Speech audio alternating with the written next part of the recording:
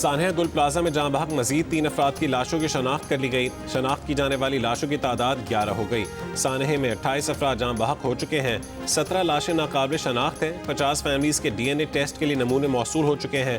Fire officer के मुताबिक तहखाने के ओपन एरिया को सर्च कर लिया, कोई लाश नहीं मिली। तहखाने का जो हिस्सा दबा हुआ है उसकी तलाश बाकी है। इमारत का दूसरे और तीसरे फ्लोर को क्लियर करार दे दिया गया। मेयर कराची मुर्तज़ा वहाब ने कहा है कि 81 अफराद के लापता होने की शिकायत मिली है।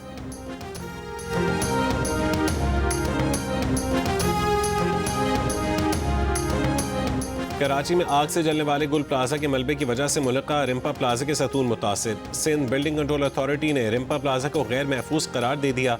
रिम्पा प्लाजा इंतजामिया और दुकान मालिकान को नोटिस जारी। प्लाजे के खतरनाक हिस्से के इस्तेमाल पर पाबंदी आयद कर दी गई। किसी भी गैर इजाजत शुदा सरगर्मी पर सख्त एक्शन लिया जाए।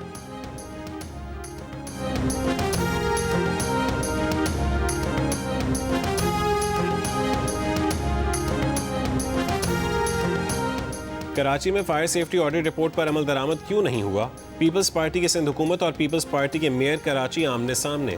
मेयर कराची मुर्तज़ा वहाब कहते हैं कि 2 साल पहले RJ मॉल वाक़े के बाद 600 से ज़ायद इमारतों का फायर सेफ्टी ऑडिट करवाया था और उसकी रिपोर्ट वज़ीर आला सिंध को भेजी थी। जबकि वज़ीर बल्दियात सिंध नासिर हुसैन शाह कहते हैं कि 2 साल से वज़ीर आला सिंध को रिपोर्ट ही नहीं मिली थी और उन्हें पीर के रोज़ रिपोर्ट दी गई है, जिस पर वज़ीर आला ने बरहमी का इजहार भी किया। इंक्वायरी हो रही है कि वज़ीर आला को ये रिपोर्ट क्यों नहीं पहुँचाई गई।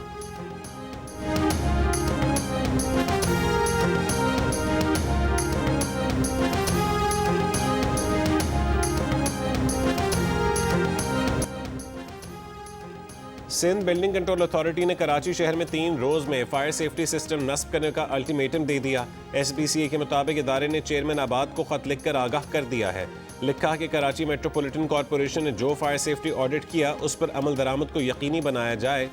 मेयर कराची मुर्तज़ा वहाब ने कहा है कि मंगल को ज़िला जनूबी और ज़िला शर्क़ी की 6 मुख्तलिफ इमारतों का फायर सेफ्टी ऑडिट किया गया है। वो तमाम बिल्डिंग मालिकान से दरख्वास्त करते हैं कि फायर सेफ्टी को यकीनी बनाएं।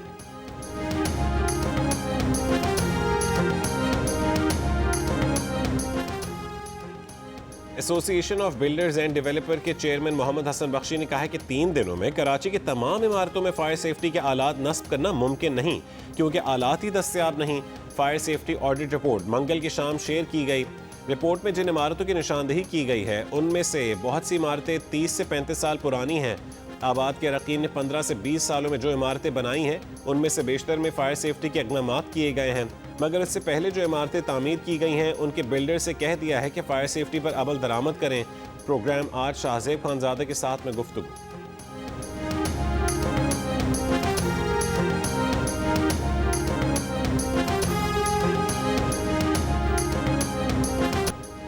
पंजाब और बालाई सिंध के बाज़ इलाकों में धुंध, मोटरवे समेत मुतादिद अहम शाहराइन बंद। M3 फैज़पुर से समंदरी, M4 शेखशाह से अब्दुल-हकीम और M5 शेखशाह से ज़ाहिर पीर तक बंद। M11 लाहौर से समरियाल तक ट्रैफिक के लिए मुअत्तल। अमरीकी सदर ट्रंप ने कहा है कि बोर्ड ऑफ पीस को अक़वाम मुत्तहिदा का मुतबादिल बनाने का इरादा नहीं, अक़वाम मुत्तहिदा को अपना काम जारी रखने देना चाहिए। अक़वाम मुत्तहिदा की सलाहियतों के हामी हैं, लेकिन ये अपनी मुकम्मल सलाहियत पर पूरा नहीं उतरा। ट्रंप की अपनी सदारत का 1 साल मुकम्मल होने पर वाइट हाउस में गुफ्तगू। कहा कि ईरान की सूरत हाल का बगौर जायज़ा ले रहे हैं। ईरान 837 अफराद को फांसी देने वाला था। हमने कहा कि अगर ऐसा हुआ तो उनके लिए बहुत बुरा दिन होगा। ईरान ने फांसियाँ ना देने का फैसला किया। एक बार फिर कहा कि उन्होंने पाक भारत जंग रुकवाई। पाक भारत जंग न रुकती तो 10 से 20 मिलियन लोग मारे जाते। पाक भारत जंग में 8 तैयारे गिराए गए। वज़ीर आज़म शहबाज शरीफ ने कहा है कि आपने करोड़ों जानें बचाई।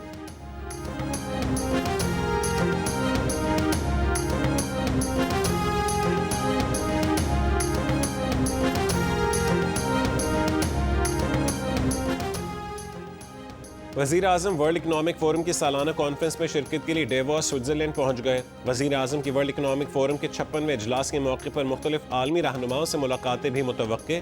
वज़ीर आज़म इजलास में मुआशी इस्तेहकाम के हवाले से की जाने वाली इस्लाहात और पाकिस्तान के बेहतर होते मुआशी इशारियों पर भी रोशनी डालेंगे। शहबाज शरीफ पाकिस्तान के इस्तेहकाम के हवाले से OOO प्रोग्राम पर बात करेंगे। बिजनेस राउंड टेबल में भी शरीक होंगे।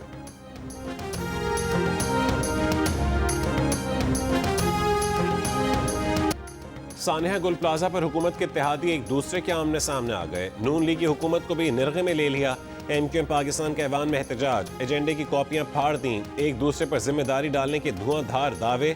मुत्तहदा के फारूक सत्तार ने कहा है कि हुकूमत बताए कि उसकी तरजीहात में कराची कहाँ है।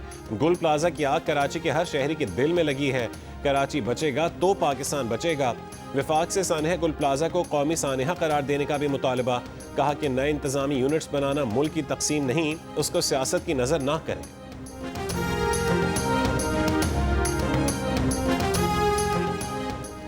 18वीं तरमीम ढकोसला साबित हुई। सारे इख्तियारात सूबों को दे दिए, लेकिन इख्तियारात निचली सतह पर मुंतकिल नहीं हुए।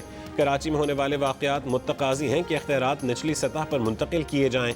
अगर यही सूरत हाल रही तो फिर वजारत दिफा की फायर ब्रिगेड ही आग बुझाने आएगी। सानहा गुल प्लाजा की बहस पर वज़ीर दिफा ख्वाजा आसिफ का कौमी असम्बली में खिताब। कहा कि पाकिस्तान के इस्तेहकाम के लिए अब फैसले करना होंगे। डिक्टेटरों ने तो बल्दियाती इलेक्शन करवा भी दिए, लेकिन हम लोग नहीं करवाते। इलेक्शन शेड्यूल आ जाए तो बहाने बनाते हैं। ख्वाजा आसिफ ने यह भी कहा है कि नवाज शरीफ और शहबाज शरीफ उन्हें हक देते हैं कि वो उनसे इख्तिलाफ कर सकते हैं।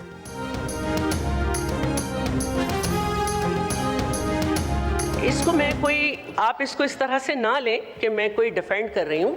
आग है, आग जब लगती है तो कैलिफोर्निया जैसे मुल्क में जंगल से निकल के घरों को लाइन से लपेट में लेती हुई चली जाती है। आग जब लगती है तो स्काई रिजॉर्ट न्यूजीलैंड में 40 लोग जो हैं वो उनकी डेथ हो जाती है और दर्जनों ज़ख्मी होते हैं, और फिर ये पता चलता है पता नहीं कब से ऑडिट भी नहीं हुआ था। ये आग है, हमें देखना चाहिए। हफीज़ सेंटर में साल में 3 दफ़ा लग चुकी है। लाहौर में ज़रूरी नहीं है कि जब हादसा हो तो मिनिस्टर या चीफ मिनिस्टर पहुँचे, क्योंकि फिर उसका प्रोटोकॉल लगता है। असल बात होती है रेस्क्यू करना, वहाँ पर रेस्क्यू की चीज़ें भेजना। हादसा हो तो वज़ीर आला और वज़रा का पहुंचना लाजमी नहीं। पीपल्स पार्टी की शहला रज़ा का कौमी असेंबली में जवाब। कहा कि आग जब लगती है तो कैलिफोर्निया जैसे जंगलों से निकलकर घरों तक पहुंच जाती है। न्यूजीलैंड जैसे मुल्क में भी 40 लोगों को मार देती है। लाहौर के हफीज़ सेंटर में 3 बार आग लग चुकी है। अब्दुल कादिर पटेल ने तोपों का रुख मुत्तहदा की तरफ मोड़ दिया। कहा आप भी हर बार पीपल्स पार्टी के साथ हुकूमत में शामिल रहे। पीपल्स पार्टी पर जिम्मेदारी आती है तो आप पर भी आती है। गुल प्लाजा की 1 मंजिल की तो मंजूरी थी, उसे बानी MQM के गार्ड ने जबरन बढ़ाया।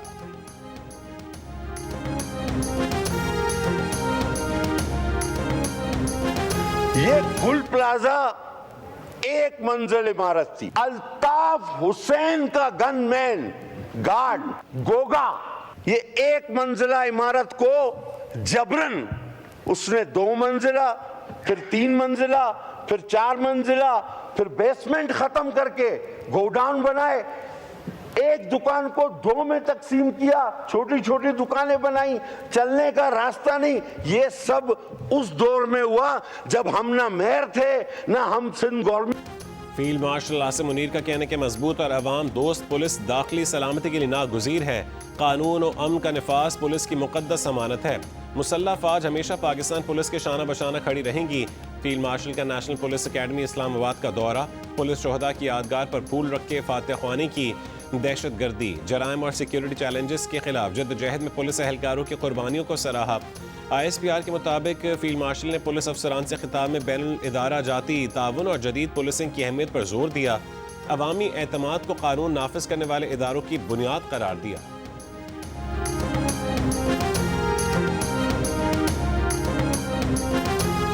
और आज से 24 जनवरी तक ताकतवर मगरबी सिस्टम मुल्क के बालाई इलाकों को मुतासिर कर सकता है। खैबर पख्तूनख्वा और कश्मीर में बारिश और बर्फबारी, फ्लैश फ्लड का खतरा। बलोचिस्तान के बेशतर अजला में भी आज से बारिश और बर्फबारी का इम्कान।